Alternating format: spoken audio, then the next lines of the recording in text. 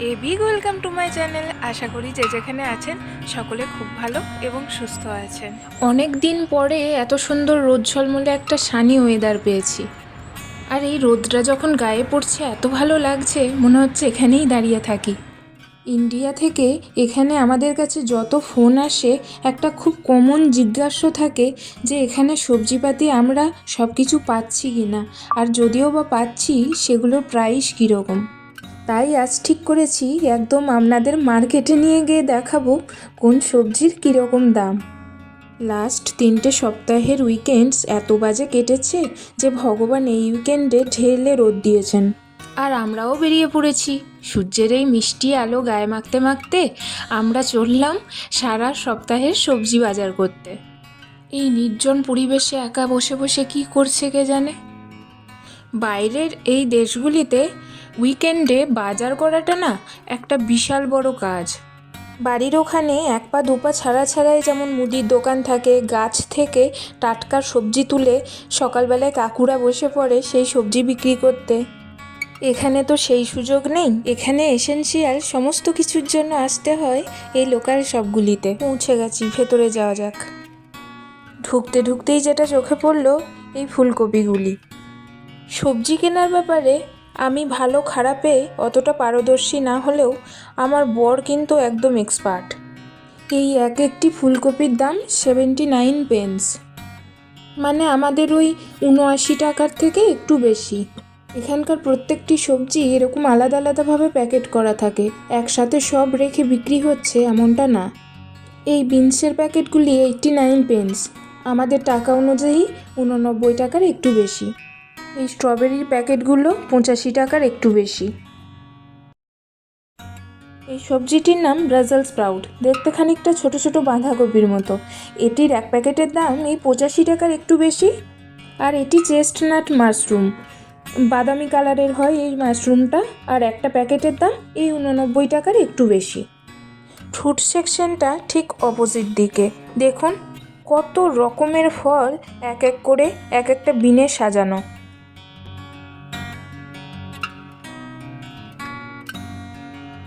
এগুলো এখানকার লোকাল শসা, কত বড় হয় তাই না? টেস্ট কিন্তু একদম আমাদের ওখানকার শসার মতো।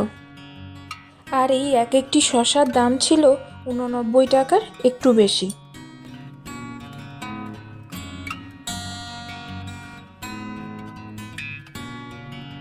আর এই বাঁধাকপিগুলির নাম সুইট হার্ট ক্যাবেজ, দেখতে অনেকটা টোপরের মতো। টোটাল 3-4 ধরনের বাঁধাকপি এখানে পাওয়া যায়। তার মধ্যে এই বাঁধাকপিটি রান্না করলে একদম আমাদের ওখানকার বাঁধাকপির মতো টেস্ট আসে। আর দামও অনেকটা কম, 69 পেন্স, অর্থাৎ ওই 69 টাকার একটু বেশি। এরা লোকাল মানুষেরা বাজার করে দেখি সামনে যেটা পায় তুলে নিয়ে চলে যায়, কিন্তু আমরা তো বাঙালি, আমরা প্রত্যেকটি সবজি নেড়ে চেড়ে ভালো গুণ বিচার করে তারপর সবজি নিই। এই যে দেখুন এইরকম দেখতে বাঁধাকপিটা। মেঠো কচি শসা, দেখুন এই শসাগুলি খানিকটা সেই রকম দেখতে। এই প্যাকেটের মধ্যে মোটামুটি 7 পিস মতন শসা থাকে, আর দাম 95 পেন্স, মানে ওই 95 টাকার একটু বেশি। এই শসাগুলো এখনও একদিনও খাওয়া হয়নি আমাদের। আর এইদিকে দেখুন কত ধরনের টমেটো পাওয়া যায়। এই সব টমেটোগুলির মধ্যে ছোট ছোট লম্বাটে ধরনের বক্সের মধ্যে যে টমেটোগুলি আছে ওই টমেটোগুলোই আমরা নিই, দাম এই 95 টাকার একটু বেশি। সবজি বাজার সেরে এবার আমরা এসছি একটু আলাদা সেকশানে। সামনে যেগুলো দেখতে পাচ্ছেন এগুলো ব্রিটিশ সল্টেড বাটার, অনেক ধরনের বাটারই এখানে পাওয়া যায়। একটা আলাদা বিষয় লক্ষ্য করার মতো, এদের কোনো প্রোডাক্টের দাম প্রোডাক্টের গায়ে লেখা থাকে না।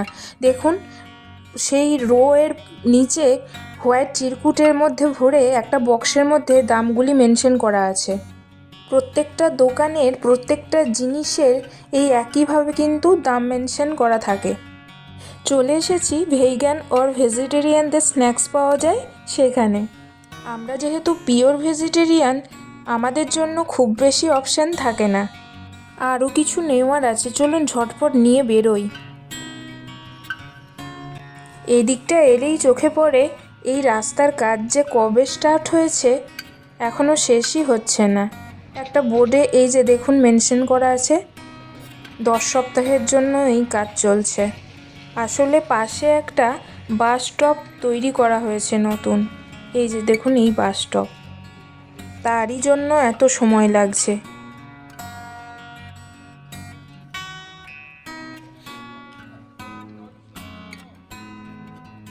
চলুন বাড়ি ফিরি তাড়াতাড়ি।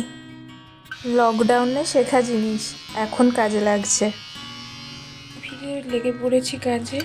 এখানে পাস্তা সেদ্ধ চলছে, আর এখানে কিছু কাটা ফ্রোজেন সবজি এনেছিলাম যেগুলো হচ্ছে জলে ভিজিয়ে রেখেছি কিছুক্ষণ, আর বাটারটা শেষ হয়ে গেছিলো তাই বাটারটা এনেই হচ্ছে রিফিল করার জন্য বের করে ফেলেছি।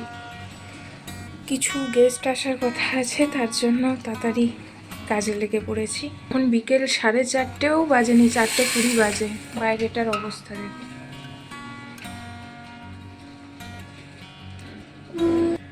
এই যে ঘুরঘুরটে অন্ধকার।